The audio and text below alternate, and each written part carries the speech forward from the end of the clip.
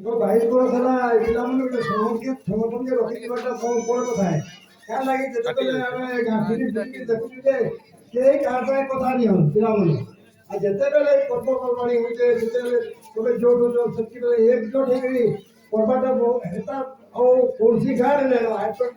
देखी पश्चिम ओडिशा तो गोटे कथा कहते मोर कहबार माने मुई तो जातासो माने आजकल कोई नहीं आ इथर मोदी कोता पूरा कॉलेज भेट भेट का देवा लागे काम लगी कॉलेज आ भेट मुझे भगवान फिर आ मुझे कथा कहते हेता मिली मिली रहले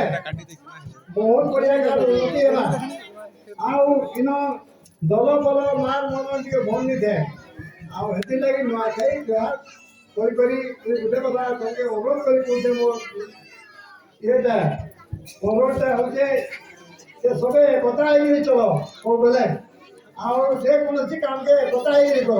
और पार्टी पॉलिटिक्स नहीं करो पार्टी पॉलिटिक्स करले पूरा गाँव उन्नति है नहीं पारे हेति लगी मु एति कहि करी मोर कथा मोर वक्तव्य शेष कर जाहो हमर नंबर आज्ञा सब कथा कहले गाँव वाले जनता